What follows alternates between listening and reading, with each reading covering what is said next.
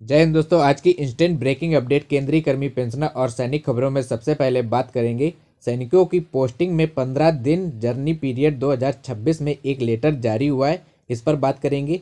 और 8 CPC Google search पर 200% बड़ी बेसिक पे 35% की बढ़ोतरी, इस पर बड़ी अपडेट है, इस पर बात करेंगे। पूर्व सैनिक को 24 साल का बकाया आरजीपीपीएल मुख्यालय में धरना दिया है, इस पर बड़ी अपडेट है। और 30 दिसंबर 2025 को पूर्ण सैनिक के लिए शिविर पर बड़ी अपडेट है, इस पर बात करेंगे। तो सबसे पहले पहली खबर, सैनिकों को पोस्टिंग जाने के लिए चाहे आर्मी, एयरफोर्स, नेवी या कोई सीएपीएफ के भी जर्नी पीरियड कितना मिलेगा। 2026 में ज्वाइनिंग टाइमिंग जेटी नियम में बदलाव किया गया है। इसमें सीएपीएफ या आर्मी, एयरफोर्स, नेवी के सभी के लिए ये बदलाव किए गए हैं। बता दें कि केंद्रीय अर्धसैनिक बल कार्यरत अधिकारी और जवानों का तबादला एक नियमित प्रशासनिक प्रक्रिया है। ट्रांसफर के बाद नई यूनिट या बटालियन में रिपोर्ट करने के लिए जो समय दिया जाता है उसे ज्वाइनिंग टाइमिंग कहते हैं। यानी कि जब एक यूनिट से दूसरी यूनिट में पोस्टिंग की जाती है तो उसमें कुछ समय दिया जाता है आपको जानने के लिए वो कितने दिन का समय होता है, और उसके बीच आप कहीं दूसरी जगह भी जा सकते हैं, अपने घर भी जा सकते हैं। एक तरह यह एक जर्नी पीरियड होता है। ज्वाइनिंग टाइम जो होता है एक यूनिट से दूसरी यूनिट के लिए होता है। किन बलों में ये लागू होता है तो बता दें, आर्मी, एयरफोर्स, नेवी में तो लागू होता ही है, साथ साथ सीआरपीएफ, बीएसएफ और सीएपीएफ, आईटीबीपी, एसएसबी और असम राइफल्स में भी ये लागू कर दिया गया है। पहले भी ये लागू था लेकिन इसमें कुछ बदलाव किए गए हैं। यह नियम अधिकारी और जवानों सभी रैंकों के लिए समान रूप से लागू है।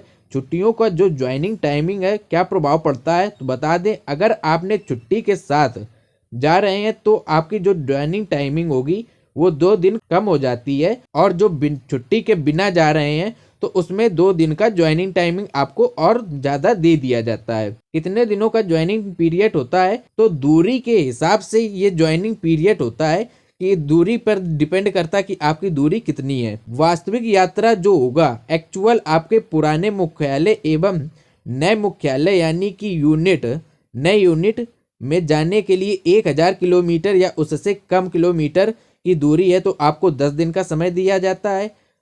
और अगर जो आपको एक यूनिट से दूसरी यूनिट में पहुंचने के लिए 1000 से अधिक या 2000 से कम है किलोमीटर कम है तो आपको 12 दिन का टाइम दिया जाता है। और अगर जो वहीं 2000 से ज़्यादा किलोमीटर है तो आपको 15 दिन का टाइम दिया जाता है। यह टाइम ज्वाइनिंग टाइम आपको दिया जाता है दूरी के आधार पर। हवाई यात्रा अगर जो आप कर रहे हैं तो आपका अधिकतम ज्वाइनिंग टाइमिंग जो है 12 दिन दिया जाता है, और चाहे फिर वो दूरी 2000 से भी ज्यादा क्यों ना हो। पोस्टिंग या ट्रांसफर में यह चीज मिलती है कि पूर्वोत्तर राज्य जो सिक्किम, पूर्वोत्तर राज्य, अंडमान निकोबार, लक्षद्वीप, लद्दाख के लिए 2 दिन एक्स्ट्रा टाइम दिया जाता है।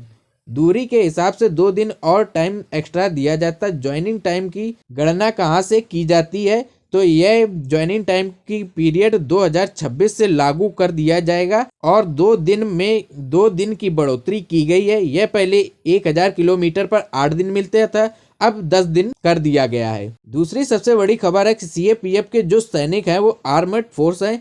यह भारत सरकार के एक राजपत्र है जिसमें सभी जानकारी दी गई है, और इसमें कहा गया है कि NF to provide the constitution and regulation of an armed force जो है यूनियन, जो आपके बॉर्डर सिक्योरिटी फोर्स सीएपीएफ, ये सभी आर्मेड फोर्स में आते हैं। यह सरकार ने राजपत्र जारी करके जानकारी दी है, और इसकी जानकारी सरकार ने लोकसभा राज्यसभा में भी दी है। लेकिन जो सीएपीएफ के जवान हैं उन्हें आर्मी, एयरफोर्स, नेवी की जो फैसिलिटीज़ हैं वो नहीं मिलती हैं, जैसे कि पेंशन, ओल्ड पेंशन स्कीम की मांग कर रहे हैं। और उनका कहना है कि ओल्ड पेंशन स्कीम से दूर इसलिए रखा गया है क्योंकि हम अर्धसैनिक बलों में आते हैं, लेकिन सरकार खुद मानती है कि आप आर्म्ड फोर्स में पर्सन हो, लेकिन उन्हें उसका फ़ायदा नहीं दिया जाता है।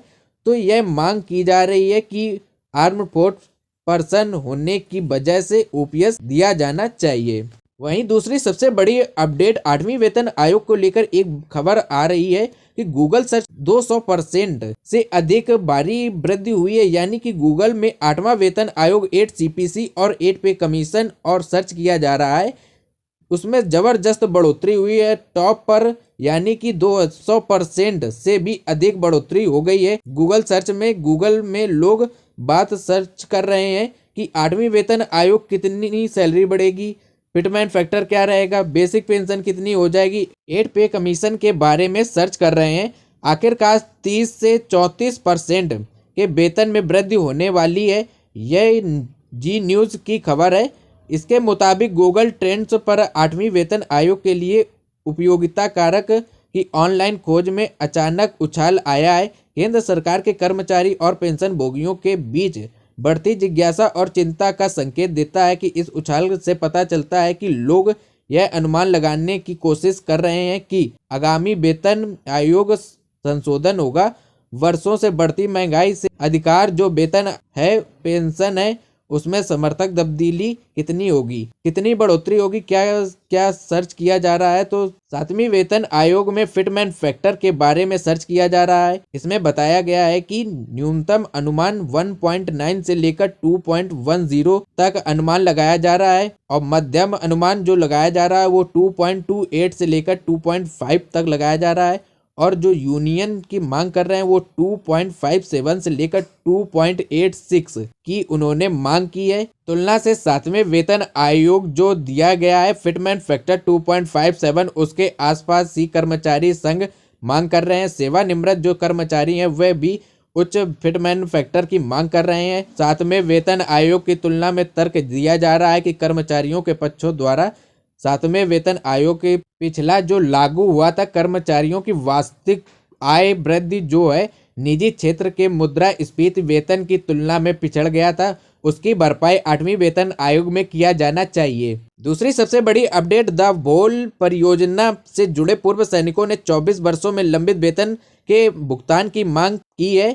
बता दें ये खबर Ratnagiri gas power private limited RGPPIL, जिसमें द होल परियोजना कहते हैं, इसमें जुड़े पूर्व सैनिकों के एक समूह है जिन्होंने चेतावनी दी है पिछले 24 वर्षों से उनके कई चीज़ों का बकाया यानी कि पे और पेंशन का बकाया है, अभी तक उन्होंने नहीं दिया है। इसके लिए सभी अधिकारियों से बात हुई है लेकिन अभी तक कोई इसका समाधान नहीं निकाला है। पूर्व सैनिकों ने विरोध प्रदर्शन किया है और कहा है कि हमारी सांसें आखिरी स्टेज पर हैं, लेकिन अभी तक हमारा जो रिटायर है वो नहीं दिया गया है। कहीं जॉब्स करने लगते हैं और बकाया जो हमें दिया जाता है वो 24 वर्ष हो गए हैं और कम से कम 96 परिवार इंतजार कर रहे हैं कि उन्हें बकाया दे दे। एक दूसरी सबसे बड़ी अपडेट, एक्स सर्विसमैन के लिए एक बड़ी अपडेट है।